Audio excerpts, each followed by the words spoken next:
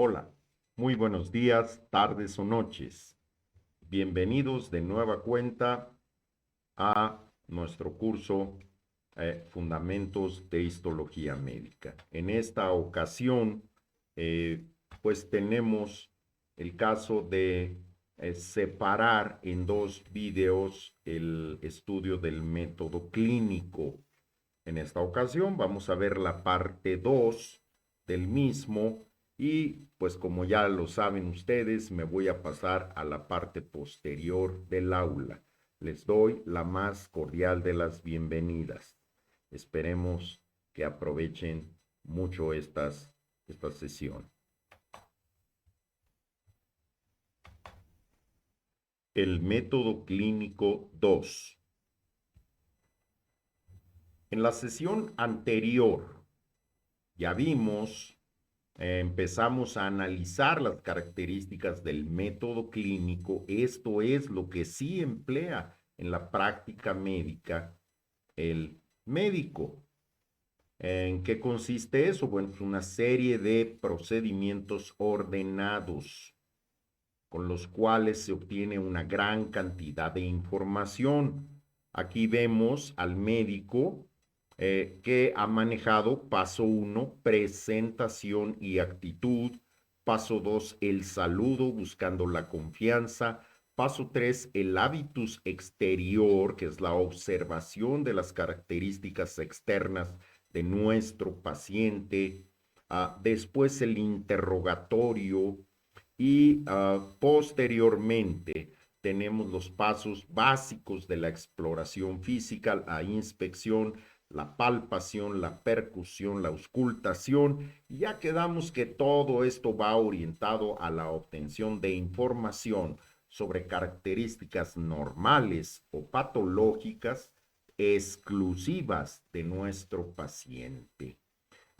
Con todo esto, bueno, lo que se espera que se obtenga una gran cantidad de información y en un buen número de casos. Comentamos, cuando menos el 90% de los casos de la práctica médica en el campo de la medicina general se resuelven con esto, pero nos queda pendiente un 10%. Ese 10% lo podemos atacar siguiendo la secuencia del método clínico con lo que llamamos auxiliares del diagnóstico.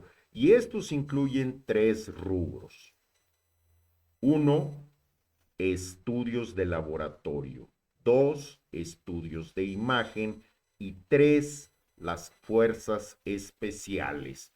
Bueno, tú ves que desde luego que ahí tienen otros números. Estos se corresponden con la secuencia del método clínico, según revisamos con anterioridad. Y bueno, pues como vienen 5 pasos antes, por eso el primero aquí viene siendo el número 6. Vamos a revisar ahora en forma breve algunas de las características fundamentales de esta segunda parte del método clínico después de nuestra famosa línea roja. Número 6. Estudios de laboratorio. Bueno, en realidad los estudios de laboratorio son muchísimos, son muchos y muy variados. No podríamos ni siquiera describirlos en forma genérica aquí. Sin embargo, lo mínimo que creo que el alumno de primer año debe saber, bueno, pues primero que existen los estudios de laboratorio y segundo que hay un rubro que se conoce como estudios de laboratorio de rutina. ¿Por qué se llaman estudios de rutina? Bueno, porque se piden a todo paciente que se interne, no importa cuál haya sido la circunstancia por la cual se internó. A ver, este paciente se interna. Muy bien, correcto. A ver, obténle biometría hemática, química sanguínea, examen general de orina. Estos estudios, bueno, pues se encargan del análisis de las características de la sangre y de la orina. Son entonces tres estudios: biometría hemática, química sanguínea, examen general de orina. Ahí está, como dijimos ya, bueno, se llaman de rutina porque se aplican a todos los pacientes que se internaron. Vamos a ver, por ejemplo, el estudio de la sangre. Entonces le vamos a tomar una muestra de sangre a nuestro pacientito, o dos o tres muestras, y las podemos usar básicamente para dos estudios de la sangre, que son biometría hemática y química sanguínea. En el caso específico de la biometría hemática, bueno, pues aquí vamos a obtener información sobre las células de la sangre que ahí están representadas. Básicamente, lo mínimo que debo saber es que en la sangre pues hay tres tipos de células: eritrocitos, leucocitos y plaquetas. Además, la biometría hemática nos cuantifica la cantidad de hemoglobina que hay en la sangre. Entonces, células de la sangre y cantidad de hemoglobina. ¿Qué debo saber también en términos muy elementales? Bueno, pues que los eritrocitos son importantes porque tienen una molécula que se llama hemoglobina que transporta gases. Y los gases que transporta, pues son dos: CO2 y O2, dióxido de carbono y oxígeno. Esto es muy importante porque por medio de la biometría hemática podemos cuantificar a los eritrocitos y saber si están en cifras normales o están aumentados o están disminuidos. Podemos saber también si está alterada su forma. Entonces estos detalles tienen relevancia y dan más información sobre las características de nuestros pacientes. Los leucocitos esencialmente se relacionan con los mecanismos de defensa. El organismo monta todo un sistema de defensa y aquí participan en forma muy importante los leucocitos. Y de estos leucocitos es importante considerar, bueno, pues las variantes de leucocitos, los tipos de leucocitos. No los vamos a estudiar ahora, en este momento, pero podemos decir que de tipos de leucocitos, bueno, mira este y mira este. Tenemos neutrófilos y linfocitos. Regresaremos a ello. Estas células, los neutrófilos, se asocian con inflamación aguda y los linfocitos con inflamación crónica. Entonces, la elevación de estos datos nos implica características patológicas o normales de nuestro paciente. Las plaquetas son muy importantes porque participan en el proceso que llamamos coagulación.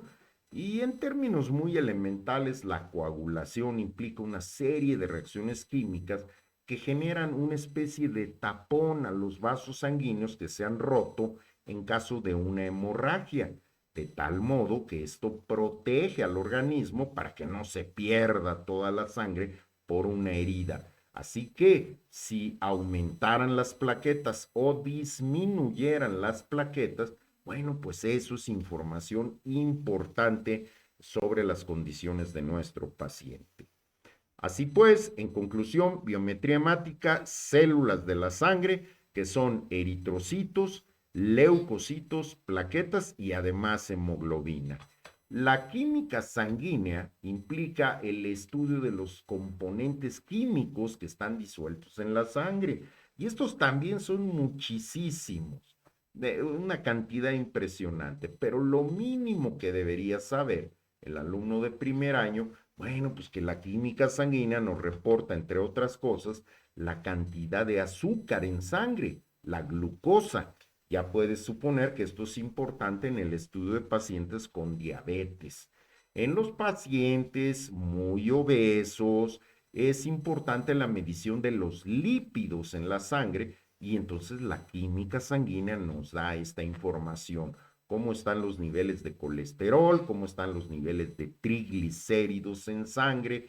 Y ahí te he puesto un etcétera alargado, que significa que hay una cantidad impresionante de otros estudios de la química sanguínea que no vamos a ver. Así que nos quedamos con estos: glucosa, lípidos, que implica colesterol, y triglicéridos. Vámonos, se acabó el estudio de laboratorio de la sangre, al menos para empezar. Si nos vamos al estudio de la orina, bueno, pues la orina se le van a estudiar características pues similares a las que se estudian en la sangre. Vamos a estudiar qué tipos celulares hay en la orina y qué componentes químicos hay en la orina. A diferencia del caso de la biometría hemática y química sanguínea, aquí agregamos también características físicas. Entonces, en conclusión, en la orina, en el examen general de orina, estudiamos características físicas, químicas y biológicas, que vienen siendo celulares, de la orina. En las características físicas de la orina, bueno, un reporte de examen general de orina nos señala el color. Pareciera tonto, pero el color de la orina puede variar y representar ciertos tipos de enfermedades. La densidad se ve alterada si aumentan componentes, la relación soluto-solvente se ve alterada. El pH, las variaciones en pH, pues también son importantes y sugieren algunos tipos de padecimientos. En términos de características químicas, bueno, pues mira, hacemos trampa y tomamos algo parecido a lo de la química sanguínea y ponemos a la glucosa. Aquí cambiamos, no ponemos los lípidos, ponemos las proteínas.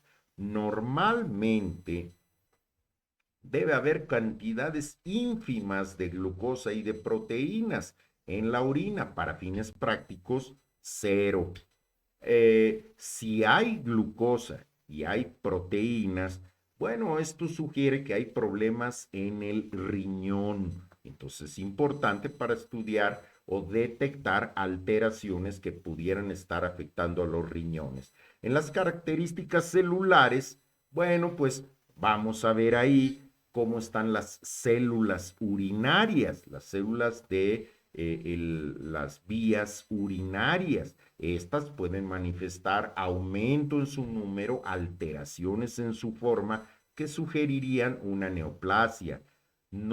Se espera que haya sangre en la orina. Entonces, si aparecen eritrocitos, eso sugiere algo que está sangrando por ahí. Si aparecen leucocitos, bueno, eso sugiere un proceso inflamatorio. Ya quedamos que los leucocitos tienen que ver con los mecanismos de defensa. Y desde luego, si encontramos grandes cantidades de bacterias, bueno, pues eso nos orienta a pensar en una infección de vías urinarias.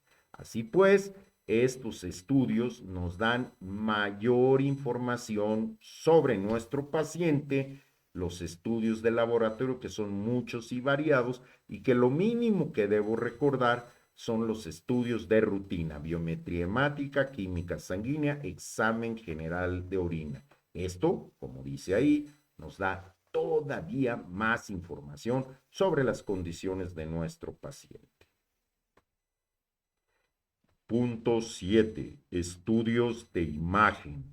Bueno, pues los estudios de imagen son también muchos y variados, y estos tienen características peculiares.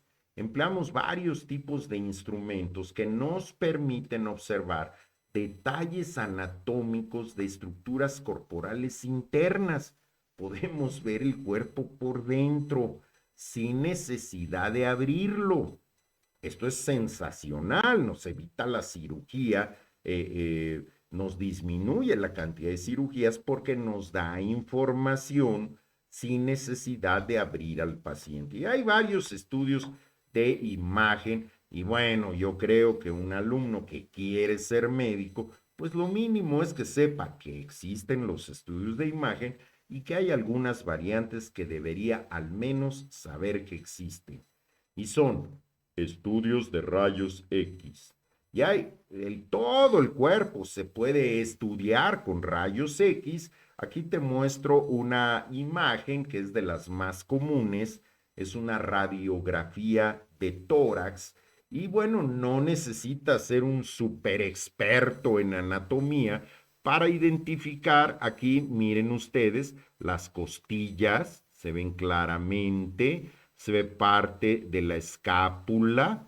Aquí puedes identificar la sombra del corazón, el diafragma, el ángulo entre el diafragma y las costillas. Y bueno, pues esto ya te da información. Lo mínimo sería identificar las condiciones normales. Si las conoces, entonces puedes identificar cuando algo no está bien. Por ejemplo, acá en este paciente. Bueno, pues trata de comparar esta imagen con esta y bueno, verás que hay diferencias.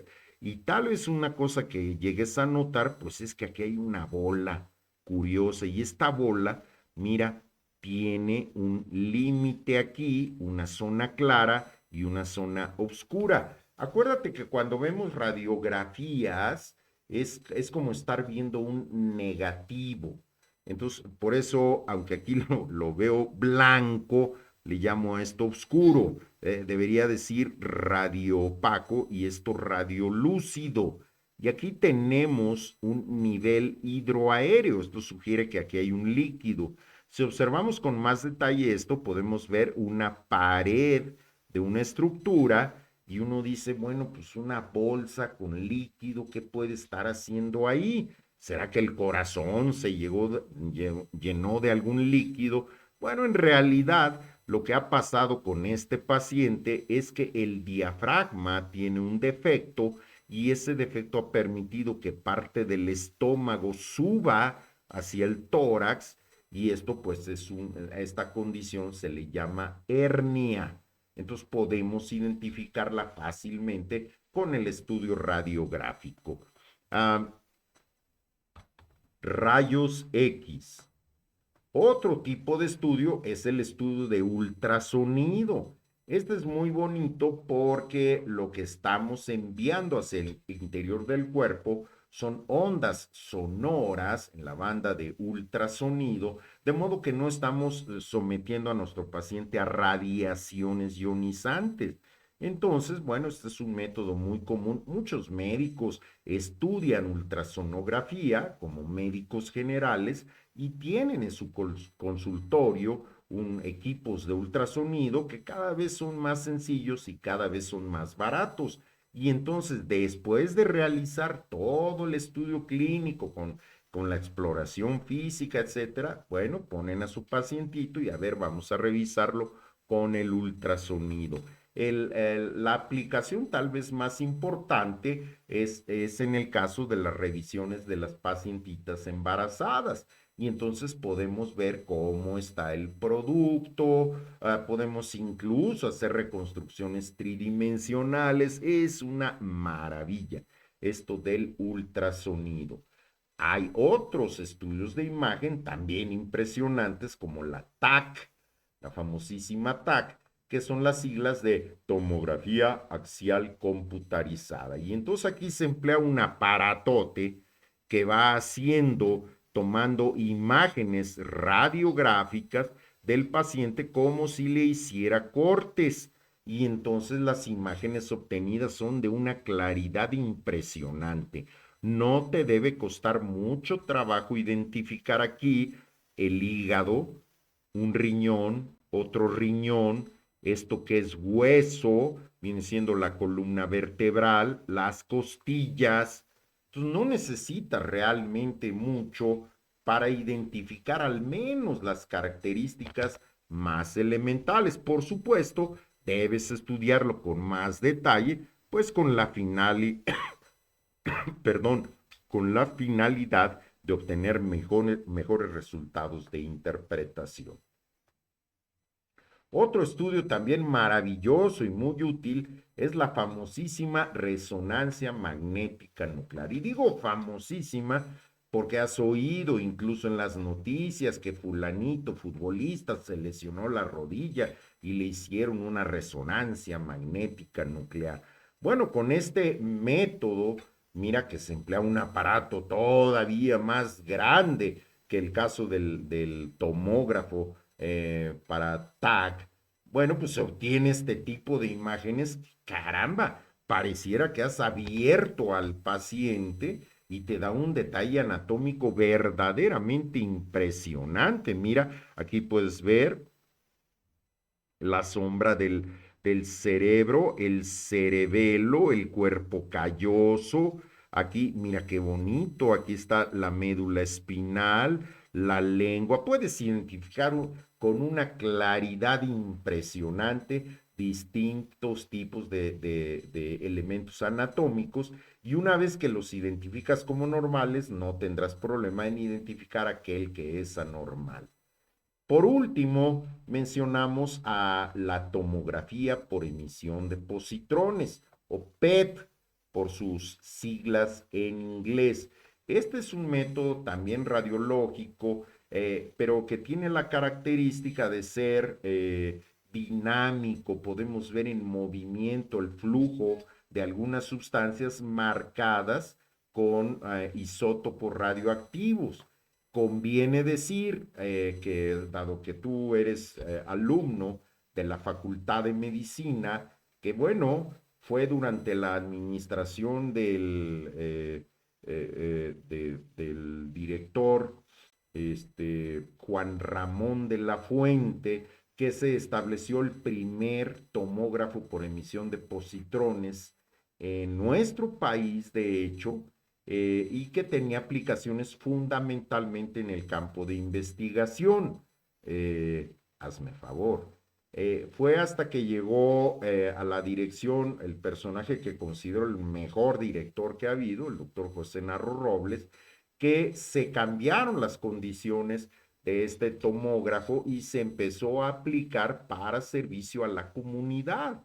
Y hasta la fecha, nuestra unidad de PET ciclotrón revisa pacientes que vienen de hospitales. Entonces, esto lleva la función de la Facultad de Medicina hacia un plano social impresionante.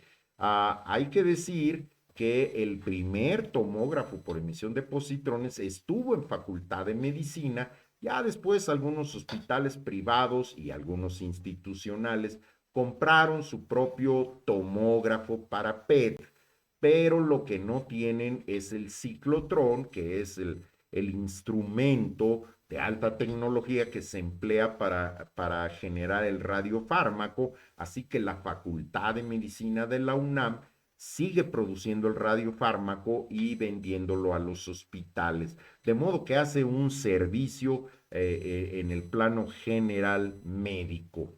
Este recurso del PET ciclotrón, el PET en los hospitales, es un estudio dinámico que permite identificar las características metabólicas de algunas regiones corporales y se emplea para la detección de procesos neoplásicos malignos, cáncer, ya sea tumores primarios o metástasis. Entonces, muy importante. Conclusión, ya para terminar, el método clínico es una serie de procedimientos ordenados por medio de los que el médico general de excelencia obtiene numerosos datos de información, algunos normales y otros anormales, con la finalidad de identificar la naturaleza de las molestias de su paciente. Tengo que saber qué le pasa. La conclusión del método clínico es un diagnóstico que en la medida en que sea más exacto, permitirá aplicar un tratamiento idóneo. Y entonces se consideran antecedentes, signos, síntomas, todo se va integrando en esto con base en el método clínico que aquí presentamos pues como repaso. Uno, presentación y actitud. De hecho, lo podemos ver aquí en la imagen, presentación y actitud. Saludo, estudio del aspecto exterior, le pregunto cosas sobre sus dolencias, interrogatorio, y después paso a explorarlo, inspección, palpación, percusión y auscultación, obteniendo una gran cantidad de información y si he hecho esto perfectamente, con el máximo grado de competencia, como se espera en un médico general de excelencia, entonces cuando menos 90% del total de las condiciones que yo espero encontrar en la práctica médica las voy a poder resolver. Y eso es lo que marca mi línea roja. Pero si quedara, mi paciente correspondiera al 10% restante, bueno, pues puedo recurrir a estudios de laboratorio, de los cuales, pues cuando menos debo recordar los estudios de laboratorio de rutina, biometría hemática, química sanguínea, examen general de orina. Si requiero de más información, entonces me apoyo en los estudios de imagen. Y cuando menos debo saber, bueno, pues que hay los rayos X, que existe el ultrasonido, que existe el TAC o tomografía axial computarizada, que existe la resonancia magnética nuclear y que existe la tomografía por emisión de positrones. Y las fuerzas especiales, ¿qué pasó con ellas? Todavía no salen. Esas saldrán posteriormente, las vamos a dejar pendientes. El método clínico, como te lo hemos presentado en estas dos sesiones, es como se hace la medicina en consulta. Esto es lo que harás tú ante tus pacientes. No debes saberlo todo absolutamente, pero cuando menos lo más elemental. ¿Por qué me interesa que estudies esto en un curso de histología? Ajá, pues porque el curso es de histología médica. Y como tú quieres ser médico, ahora en tu estado de médico-blasto poco diferenciado, bueno, pues creo que no te hace daño conocer esto. Oiga, pero es que esto no va a venir en el examen departamental. No me interesa eso. Eso es otro asunto. Yo quiero que tú aprendas esto porque quiero que seas un médico general de excelencia. Pero además, cuando hablemos de las aplicaciones de la histología, pues tendremos que tocar temas tanto del método clínico como del tema que sigue, conceptos básicos de patología. Lo mínimo, lo más elemental debes conocerlo para que puedas analizar y disfrutar de la mejor medida los ejemplos que veremos. Ve esta imagen. Yo espero que pronto la vivas tú. Esa sensación de alegría cuando el paciente se aproxima, te agradece tus atenciones, te ubica con toda claridad y se va con mejores condiciones de salud. Eso, eso, jóvenes amigos, es de lo más bello que te puede ocurrir en la práctica médica y es lo que deseo que ocurra con todos ustedes.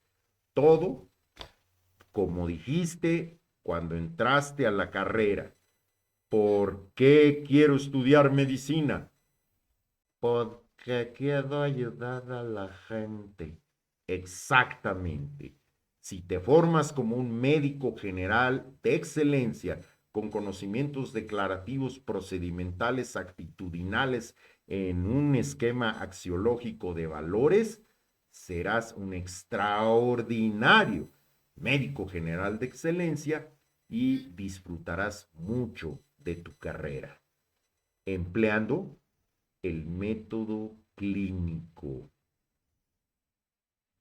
Jóvenes, pues con esto terminamos la parte del método clínico con este paisaje hermosísimo de la Catedral de la Medicina, la Facultad de Medicina de la UNAM, esperando que con el tiempo seas una gloria de esta facultad.